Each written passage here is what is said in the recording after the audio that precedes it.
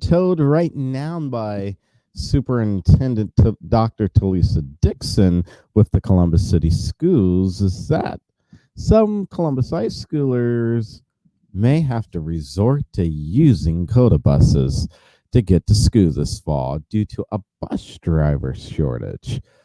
And the question I pose to you is, was this always a problem? Well, let's get right to the facts of this story and what's going on. So it's very simple that the Columbus Board of Education has listened to a presentation from administrators on yesterday evening outlining a transportation plan for 2021-2022 school year in which the yellow buses would only be available for students in grades K through 8, meaning elementary and middle school.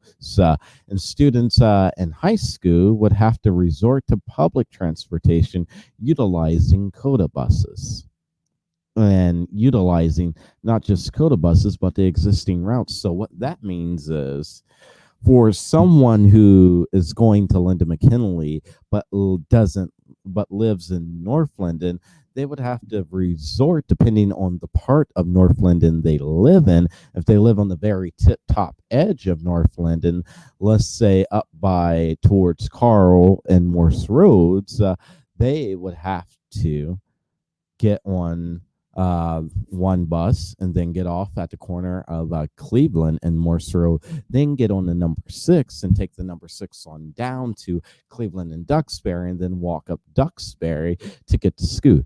2 buses. That's insane, everybody.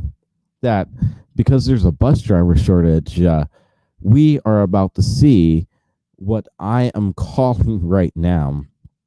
And mark my words, if they don't fix this problem sooner rather than later before the school year comes, they thought this year was bad with the graduation rate, with them yanking hope away from students, and 46% of students of seniors not graduating.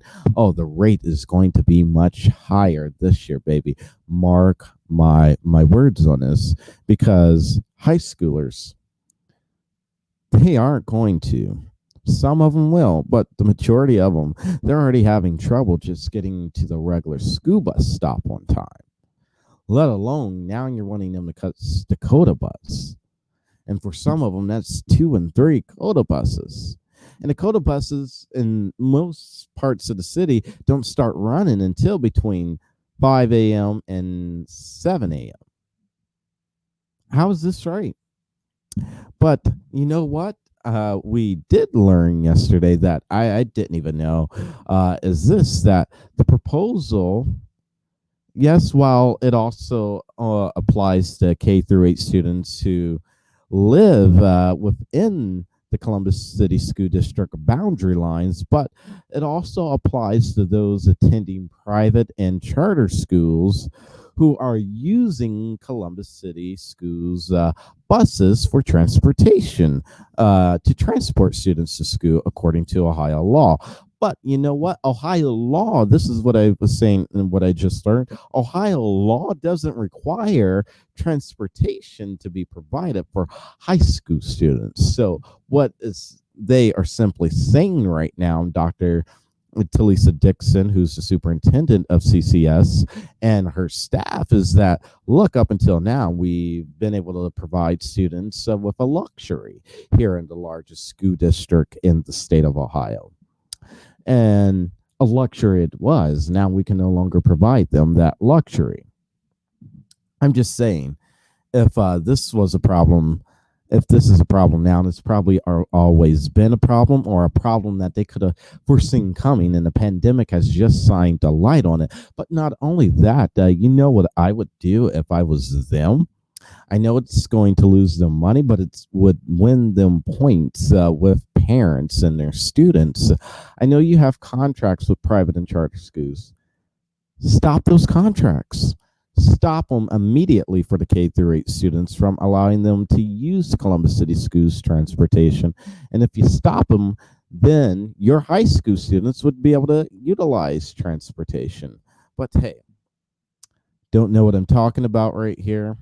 I'm just saying that A lot of school board members that were on that call yesterday, they expressed some deep rooted concerns about the proposal proposed by Dr. Dixon, including the safety access and the access period to bus stops that I just pointed out and alluded to. But not only that, what one board member, James Ragland, said is, and I quote, this is a direct quote from him. He said, our high school students will be at some point in the school year catching the bus when it's pitch black outside.